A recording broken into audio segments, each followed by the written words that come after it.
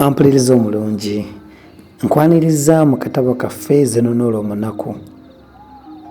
Katono nnyo okujjukiza we twakoma mu kitundu kyaffe ekyayita, nga kitange kijja nziruukiridde era nga ndeese mu nsi yaabwe eyali emanyiddwa nga Tabukuutira. Munnange okunjagala kweyanjagala okwaleetera abamu ku bakazi be n'abamu ku baana ab'obulenzi ne bannyinaabwe okumpalana, naye okusingira ddala omukazi Kaddulubaale eyankijjanya n'antigomya n'ambuzaako n'effiire. Nkwaniriza mu kitundu kyaffe ekyokubiri eky'essuula yaffe mukulu wa Kitanga Ntwala. Omukazi Kaddulubaale oyo yali nalukalala enkerettanyi kasalabe kyataggwa ku bijjulo. Sekulimba yali waakabagizo ddala mpaape ya mukazi. Olw'okunnondanga buli we natuulanga naludda n'ensalaga kugendanga n'omulenzi mikolo ku ttale okulunda. Mu bukulu twali tutemera kumpi kumu, ye nga muddu awaka. Mu nnaku ze nasooka okugenda naye okulunda yangayanga nnyo olw'obutono, nga mpita Lugoojamye, Nsonjogo, Ngajaba, Enjeejeebe era n'amannya amalala bwe gatyo. Naye lwali olwo ne mmusonookereza ne mmukuba ekikonde ku luba ekyamukuba ekigwa ekinene wansi n'alwirawo ddala. Teyaddayo kunkinako yadde okunkiinako, n'atandika okunjagala. Okuva olwo ne twagalanira ddala nnyo. Omukwano ogwo gwatuwanguza ebizibu ebingi ebyatwolekeranga mu bulamu bwaffe mu nnaku ezaddirira, anti omanye nga bwe guva mu ggabo. Olwali olwo omusajja n'ajja okulaba kitange, n'amunyumiza ebintu bingi ebyansanyusa. Yali musajja njasabiggu nno ate erya ntama. Bwe yasekanga ng'atetyemuka nnyindo yankolera, ate nga bw'asirika azimbanga obudde. Nalaba amaze okunyumya ne musaba ŋŋende naye ndabe ku byeyo, n'akkiriza. Kaddulubaale n'alinnya mu kyoto, n'akubira ddala enkanda wansi nti, "Tomutwala. Ye nnaali kugasa ki oyo asuulumba obusuulumbi?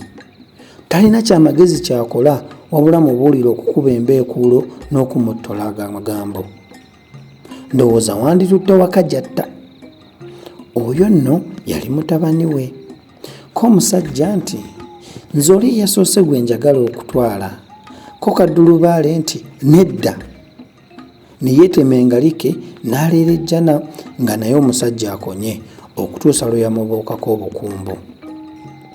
Kitange newankubadde nga yali amaze okunzikiriza, bwe yalaba mukazi we ng'aswakidde nga yeekyusiza mu kiti nga mbazzi n'aŋŋaana okugenda. Awo ekkubo ery'okugenda naye ne lusuirwamu emiswanvu. Tujja nti okuwonera awatono okufa emmimbiri. Waba wayiseewo ennaku nga 5 ng'omusajja amaze okugenda. Mikolo nange bwe twadde okulunda twasanga batuterekedde akamere kanyiinkuuli kati, ng'enve zange bazitadde mu kibya okwali olunyaafa n'obukokkoliko. Mba nsitula nti ekibya mpuute ku nva nga sinnatandiikiriza kukoza, omuntu n'ammundugulira amazzi mu mutwe. Olw'okwekanga ennyo ekibya ne kinsimattuka ne kiggwa, enva ne ziyiika. Bwe nakyuka ndaba njiiridde amazzi nga k'omunaku ayimiridde awo ansekerera. Bwe namubuuza kyannanze okunjiira amazzi n'anneetondera nti, "Sigenderedde baaba." Naye bwe nasituka neekunkumula amazzi n'aŋŋamba mu kaama nti, "Temulya nva ezo." Kubanga era n'emikolo yali tannatandika kulya era ng'akyatangaaliridde olw'ebyo ebibaddewo. Mu kaseera ako embwa ya nnyinimu n'ejja n'ekomba enva ezaali ziyiise, naye obudde okugenda okukya nga nkalu ya jjo. Ogwo gwe twategeerera nga babadde batulungidde kanyo kawulire. Obulamu bwaffe bwawonera watono. Omuwala oyo k'omunaku okumanya nga yali mwegendereza nnyo mu mpisa ze era nga si wa nnimi, yagaanira ddala okutubbirako ku muntu oyo eyali ayagala okutumiza omukka omuso. N'akoma ku kigambo kimu kyokka nti, "Kasita muwonye okufa." Okuva olwo ne tusala amagezi ag'okuva mu kifo ekyo, kubanga twamanyira ddala nti singa tubeera mu maka ago obulamu bwaffe twali tujja kubutwaliranga mu ngalo. Tetwalwa ne tubbira ku k'omunaku ku kirowoozo kyaffe, naye n'akituusa ku Nassaza. Ye n'atasiima kirowoozo ekyo kubanga yatya nga tugenda kwolekana n'obuzibu bungi mu kkubo. Kwe kutuyita n'atubuuza ennyo kye tuva twagala okugenda era ne gye tugenda. Ffe ne tumunyonnyola nti olw'okukyayibwa okungi okututuusiza ne ku kuweebwa emmimbiri, ate nga bulijjo kitange tatera kubaawo. Twali tumaliridde okugenda mu nsi Bulyambwa gye nawulira omusajja anyumyako. Nassaza n'akomba kwerima nti, nedda, siraba kibatwala baana bange. Kale bwe munaagenda, munnammwe oyo k'omunaku anaasigalawo ku bwani?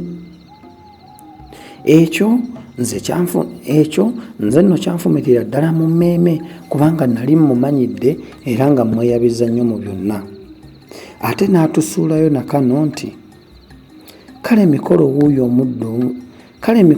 omuddu mufune bufunyi, bwe bali bagwa mu buwuufu ne babawondera ne bamala babasanga ne babazza, ye tebagenda kutta mutte?